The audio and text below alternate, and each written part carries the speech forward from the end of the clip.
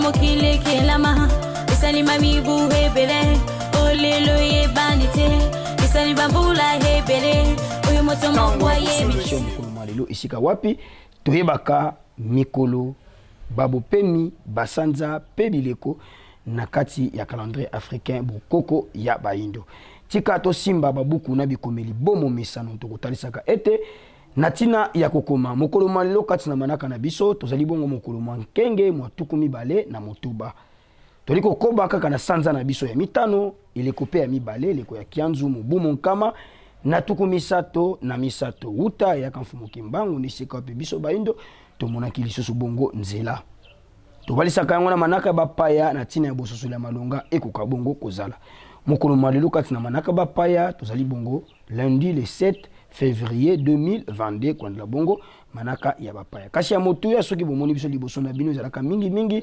kotalisa bino manaka na biso na kati ya calendrier africain pamba te sengi kolongola nyonso ya bapaya o bakumbelaki biso kozwa ya biso koyingisa na kati ya mokili na biso baindo po kumba lisusu bososoli soki mituna mikozala bozanga te na ko contacter biso na ba numéro zali bongo affiché na site ndo avant télévision boko zo bandimbola ya malonga e ko sunga pe bino po boko ka lisusu ko maîtriser malamu penza manaka na biso na kati ya calendrier africain bokoko ya baindo tango nyonso to bisaka bino bopesaka tango na bino litoyi pona koyoka miso pona kolanda émission mokolo mwalelo na nzela ya Vamu télévision to suka biso na bino wana te bandi ya Vamu télévision so na kotalisa bino manaka ya mokolo to koyaka lisusu kati ya mabota na esengo nyonso pona kotombela bambota maelamu na babota mi nyonso ya mokolo mwalelo ndiye na boyike to tombelaka na bino bambota maelamu bambotukulu ya mbote tata mokeli abakisela bino mikolo ebele penza na kati ya bomoi na bino atina ete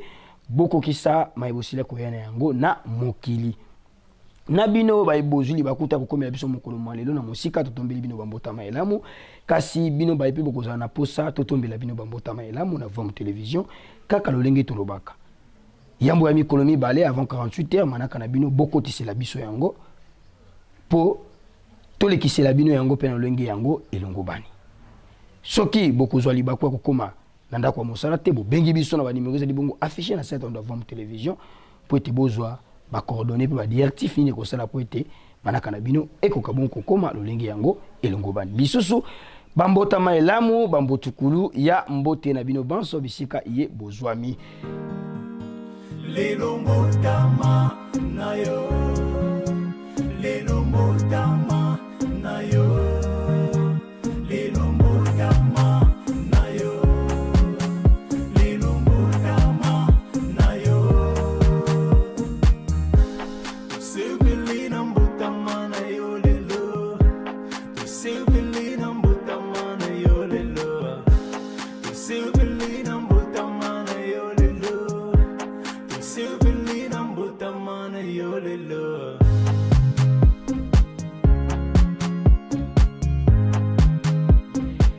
Toko kabona biso na bino bongo te bomo misano toko zonga kalisusu kune pa yankumunga la kotala nini balengeli biso lokola vidéo du jour esika wapi tozwaka moko ya liteya sima ya elema oyo biso na bino toko kutana lisusu tolanda yango na bokebi nyonso. C'est ce qu'on appelle la reproduction des rapports de production.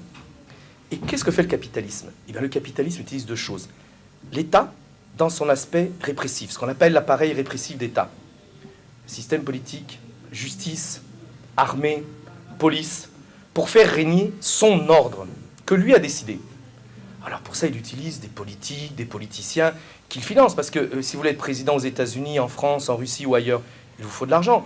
Qui va vous donner cet argent? Ce ne sont pas les pauvres. Ce ne sont pas les chômeurs. Ce ne sont pas ceux qui vont gagner 50 $ par mois. Ceux qui vont vous donner l'argent sont les capitalistes.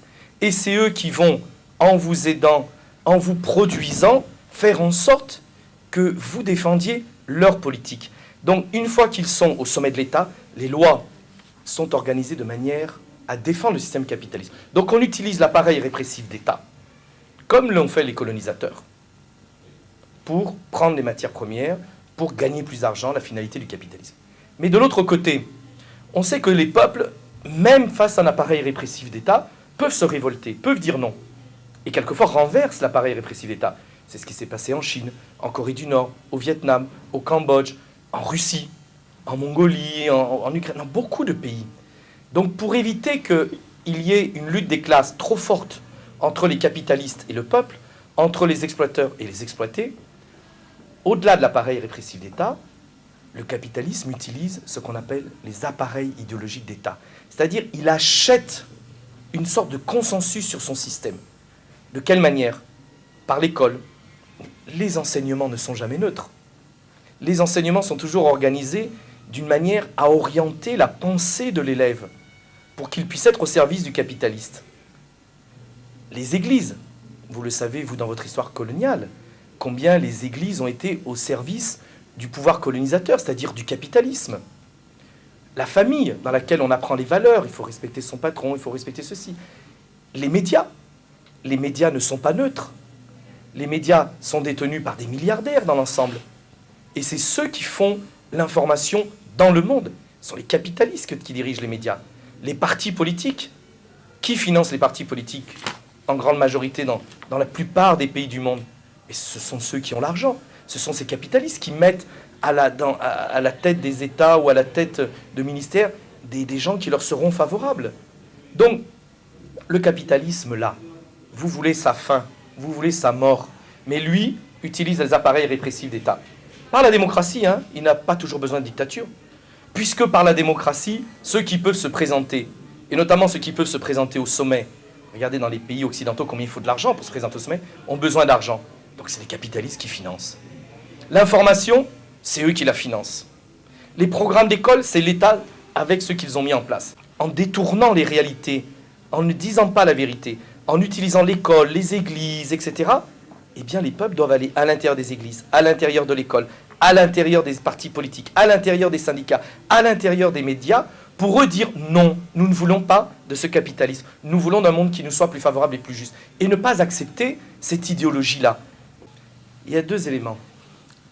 Premièrement, dans la plupart des pays d'Afrique, il n'existe pas de vraie bourgeoisie nationale. Il n'existe pas de vrais capitalistes. C'est-à-dire, vous n'allez pas à la table pour aller discuter des grandes décisions du monde. Où sont les grands capitalistes africains qui viennent discuter à Davos chaque année? Le temple du capitalisme, ce grand congrès du capitalisme mondial à Davos. Quels sont les capitalistes africains? Il n'y en a pas. Pourquoi? Parce qu'il n'y a pas de vraie bourgeoisie nationale. Tant qu'il n'y a pas de bourgeoisie nationale dans les pays africains, le problème de l'Afrique, c'est que la lutte des classes n'existe pas.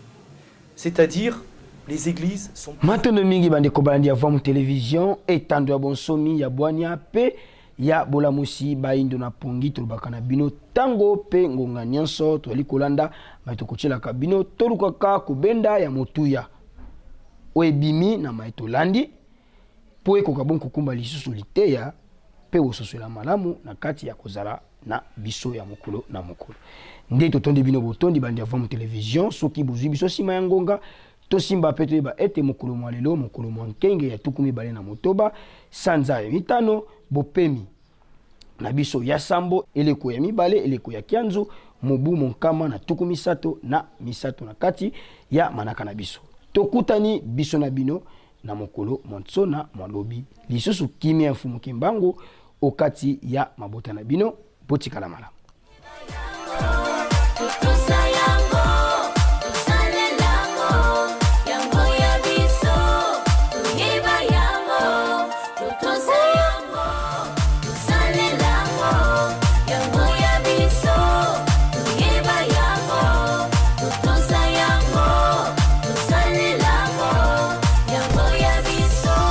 Ibeleba yebite utamokile kelama isalima mibu hebele olelo yebanite isalima bula hebele uyo motomo kwa yebite